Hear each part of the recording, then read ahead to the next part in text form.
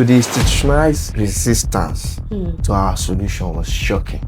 The level, the permeability, the number of people, the extent they can go to make sure that this doesn't work, either to circumvent or sabotage, was shocking to me. We're actually navigating a whole lot of rough water, especially in this industry, in this corridor, with the infrastructure we meet and what is on ground. If you look at what we have achieved in that very short space, that should let them know how well you have done, the solutions we've provided, the impact on them, the impact on the general society. When you're dealing with people, that's what people need. They don't want someone who is selfish as a leader. They don't want somebody who is stupid as a leader. Of course. And they don't want anybody who doesn't respect them as a person. Yeah.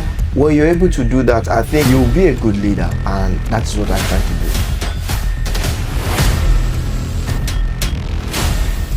Welcome to another episode of Inside TTP, the mind-shaping mobility infrastructure. Every system you interact with, every access control, every gate, every platform, every data point moving through TTP's ecosystem sits on carefully designed infrastructure. And today, we're speaking with a man who heads the infrastructure business at TTP.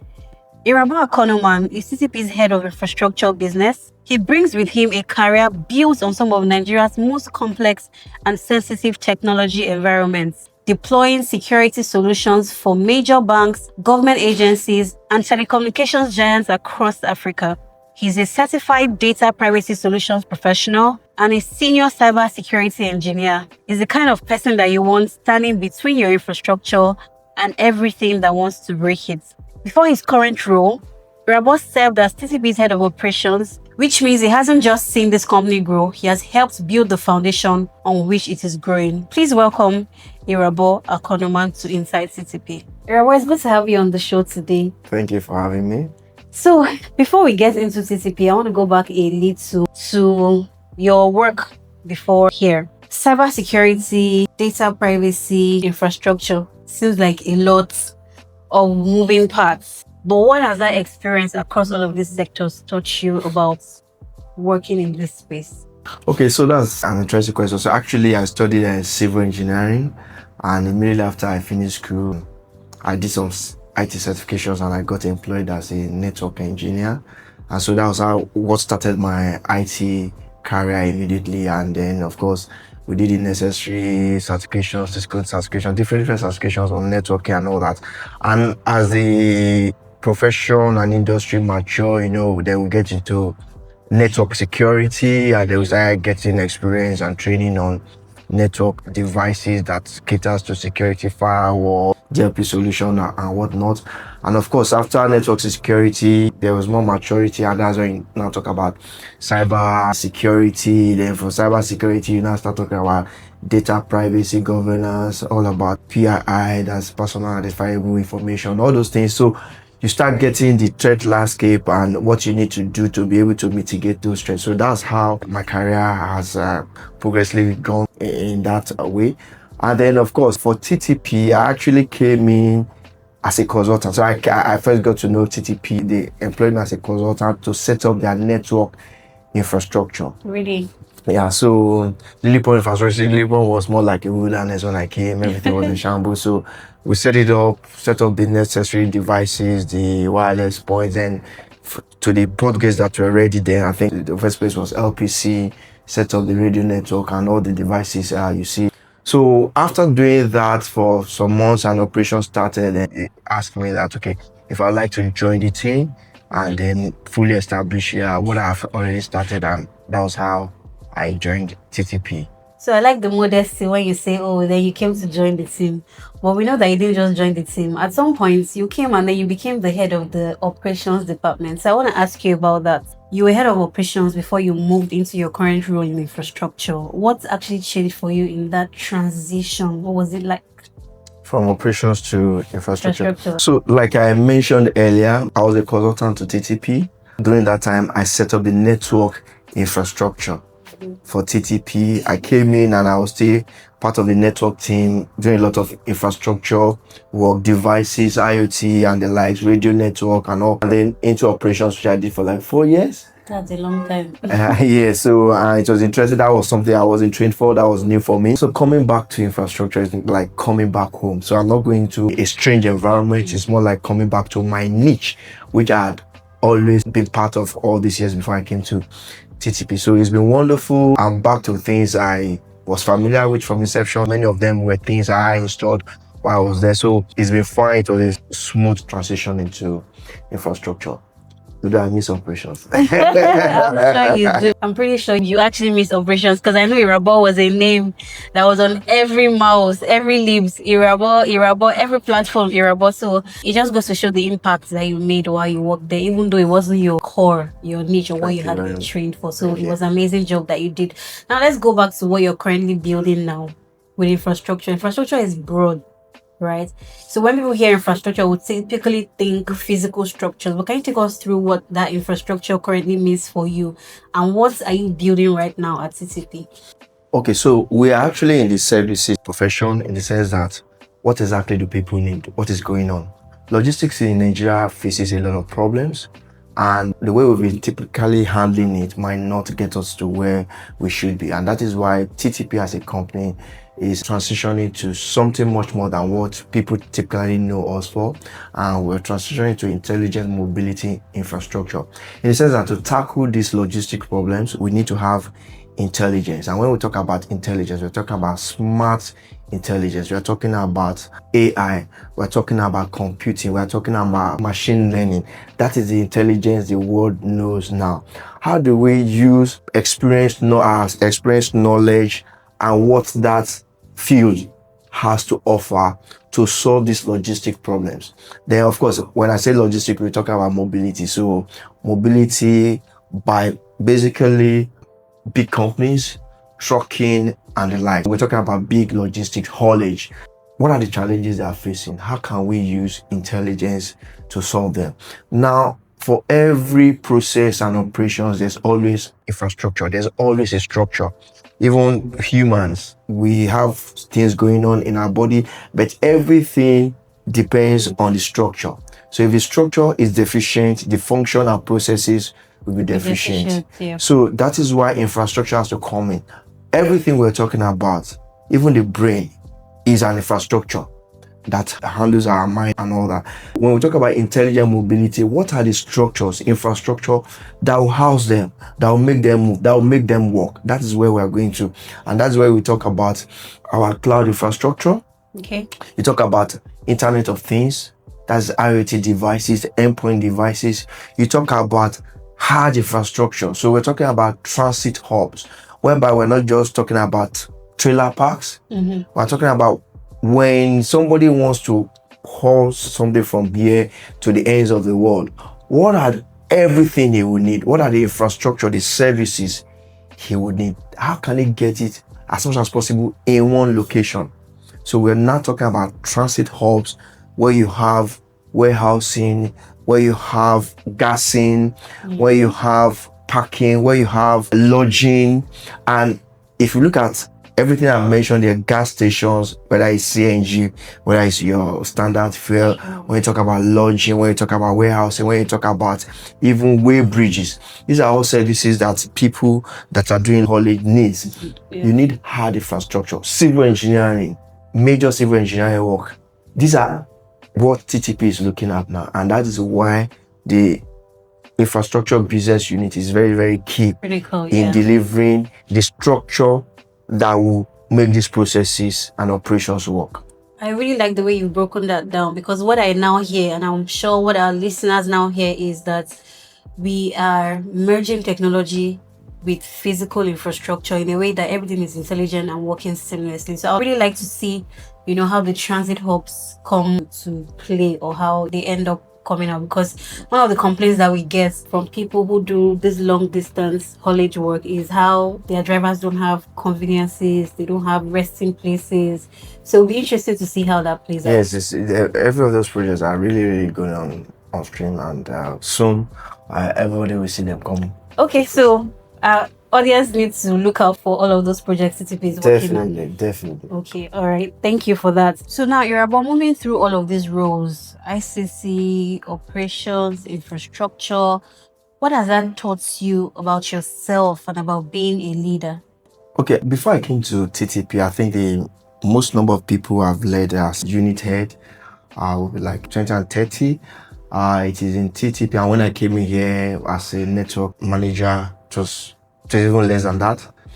But when I came into operations, it just got bloated. So upward of about 120, 150 or more people that had to report to me. And so there was a shift because now you have a whole lot of people to attend to. And then, of course, when you now take it to the actual clients, our customers, then you're not talking about thousands of people that can call you, that can ask you questions, that are needing your attention and all that. So the thing is, it was a strain in the number of things you needed to do. But in core leadership, for me, we've heard a lot about leadership and different types of leadership, and you might just be confused. For me, the first thing is that, who are you? Are you smart? Do you know what you're asked to do, or you're not good enough and then you need to now compensate with some things that are not necessary? Are you selfless? So selfless in the way you handle things, in how you see yourself in relation to others. Are you respectful regardless of who you're talking to, regardless of who you're dealing with? So for me, those are my core character. I think I'm good at and I want to keep improving on. So when you join these three together, you find out that to lead people would not be too hard because you have the governing principles of selflessness, respect, and you know what you're doing or what you're asked to do, and then you apply it in all the situations. So when you're dealing with people, that's what people need. They don't want someone who is selfish as a leader. They don't want somebody who is stupid as a leader. Of course. And they don't want anybody who doesn't respect them as a person. Yeah. When you're able to do that, I think you'll be a good leader, and that's what I try to do. So you were to ask anybody now, nobody will say Irabor was disrespectful to me, or Irabor is selfish, or nobody will say that. No, you're not going to get that. Yeah, so one thing is that you could see me get angry at what you do. Of course. Right? And I could express it, but there's none of my team members that will say that I stayed angry with him or her, or he was victimized because of that. Immediately I'm angry and we've discussed it. The next thing I'm cracking a joke that will make everybody smile and laugh, and then life goes on. I'll call you immediately and we talk about something. So don't internalize things, right? Things will happen in the course of work, but don't take it to heart. Don't internalize it. Don't think you're like here and then when somebody does some as a leader, people can be disrespectful to you. Now you need to know that you should not act on that, because the force that is going to come back to that person will not be proportionate. Yeah. You understand? So you need to be able to handle that and just not internalize things. Keep your eyes on the ball and get things going. I mean, that's also interesting because as leaders, you need to uphold the core values. And one of our core values is professionalism. So when you move to becoming disrespectful or victimizing people, then you've crossed that tenet of professionalism. But that also happens in so many leadership roles where people feel like, oh, I'm being victimized. I'm not getting what I ought to get because this person feels this way about me. That's totally wrong for a leader. So it's very good that we have a leader like you that prioritizes professionalism and serves as an example to others to follow. Thank you very much. Thank you. So now let's switch up the gears a bit. We've been talking for a minute. Let's go to the rapid fire session. For this is just simple one-line questions. So Irabor, not too much stories. I just want you to pick this or that. We're going to start with some tech questions and then we'll move to some general this or that. Okay. On-premise or on cloud? Cloud. Fix the vulnerability or build from scratch? Fix vulnerability. Okay. Fortinet or Cisco? For security, Fortinet. For core routing and switching, Cisco. Okay. Now let's go to some general this or that. Early riser or night owl? Both. No. Okay. On some days you prefer to wake up early. Some days. Yeah. I sleep late studying and reading, and sometimes I would. So let me say night owl. Yeah. What's the latest you've ever gotten up from bed? Latest. Of course. 11. You can sometimes you sleep up to 11, but it hardly happens. Yeah, it hardly happens. Most times by 5, 4:30 I'm up, even if I sleep by 11. Wow, that's really early. So that's why I said both. I could sleep by 12 and still wake up 4 and I'll be fine. Well, you need to be getting 7 hours. Well, Yeah, I know. Health-wise, I know. Okay, let's move on. Jollof or fried rice? Jollof, definitely. I love jollof. Okay, Lagos traffic or Abuja calm? Lagos traffic. You have to be the first person that will pick Lagos. Yeah, I love some chaos. Wow. Yeah. I see why you thrived in operations. I love some chaos. I would pick Abuja any day, anytime over Lagos. Yeah, so I love calm as for therapeutic reasons. So I've got some chaos, I go and calm, I come back and get some chaos. But if I'm calm all the way, like, what's going on? Am I an old man now? I feel you. Okay, so call or text? Call, definitely. Suya or pepper soup? Pepper soup. That seemed like you had one. It is. I don't know if I've even mentioned the right one. I'll pick pepper soup just for the health benefits. Suya and the open fire thing. Yeah, definitely. It's carcinogenic and all that. Yeah. Exactly. So pepper soup. Do you prefer organized or creative chaos? Creative chaos. Music or movies? Movies. Now, would you rather show us your last text message or would you show us your ChatGPT history? ChatGPT history. Yeah. What's in that text? All interesting things. In my ChatGPT, you see interesting things. Okay. City or countryside? City. Pizza or shawarma? Shawarma all the time, all the way.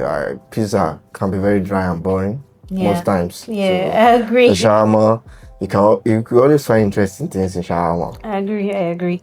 Football or no football? Oh, football. Especially old school football. What's old school football? But for me personally, I think football has changed.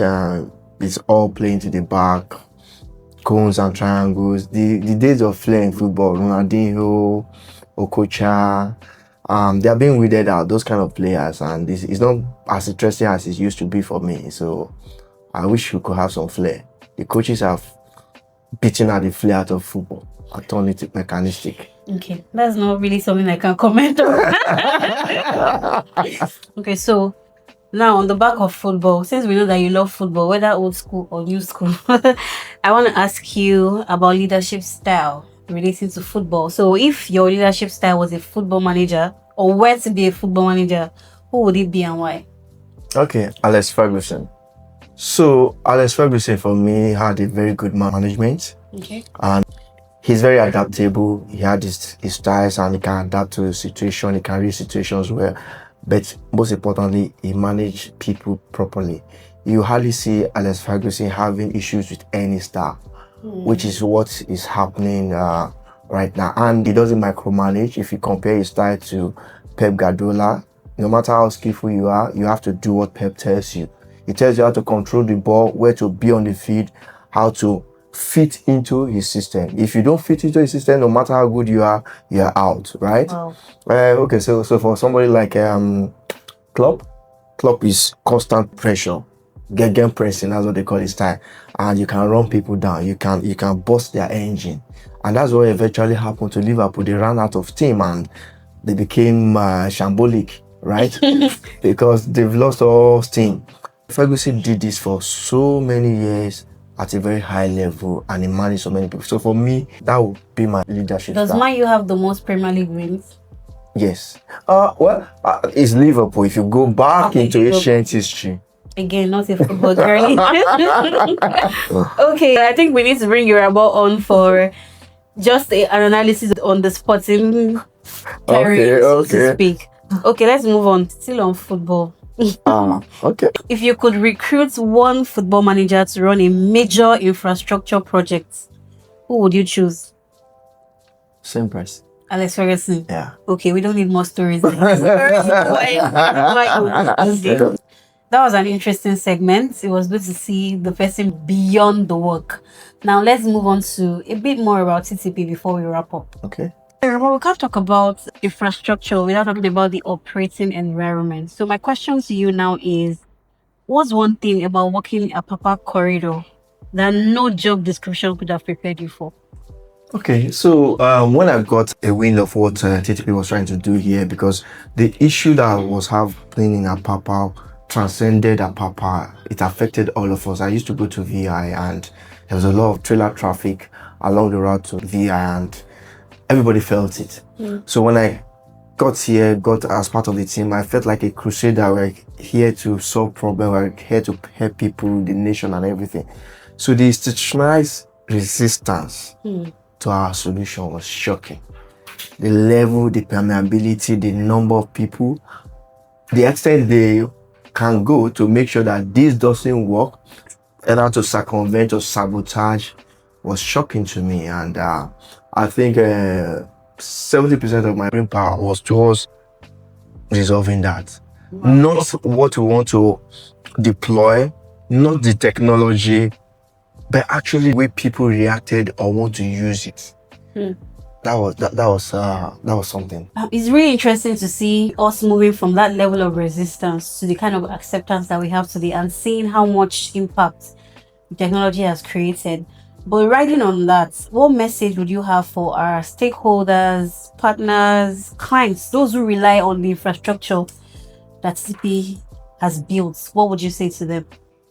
Okay, for our stakeholders, clients, and partners, I want them to believe more in sincerity of purpose, in the sincerity of our motive, and in what we have done. We're actually navigating a whole lot of rough waters, especially in this industry, in this corridor, with the infrastructure we meet and what is on ground. It's been very, very tough. Now, if you look at what we have achieved in that very short space, that should let them know how well you have done, the solutions we've provided, the impact on them, the impact on the general society, and that whatever else that is left, we can easily get there. They should just believe that we are here for them and we're the best they can get. Yeah, you heard Irabor say it, and I'm reaffirming it, that we are the best that you can get out there. Definitely. We do intelligent mobility infrastructure the way no other company right here in Nigeria and across Africa does. Irabor, you've been such an incredible sport. It's been amazing discussing with you your career, your journey in TTP, and what you're currently building. Thank you. But I don't want to let you go just yet. Okay. Yes, I want a bit of more fun. I enjoyed our rapid section. So now we're going to do something very Nigerian. Okay. I'm going to give you some Nigerian phrases and you're going to complete them. I'll give you an example. Yeah, that'll be fine. Monkey no fine, but in I mama. like her. Exactly. So I just need you to complete it for me. Okay. Are we good? I can do that. Let's go. Now condition make. Crayfish bend. Yay. Lizard will fall from Iroko tree. If nobody hail him, he go. He go hail himself. Yay. Soup way sweet. Now money kill him. No be the same eye where we use chop eba, we go use.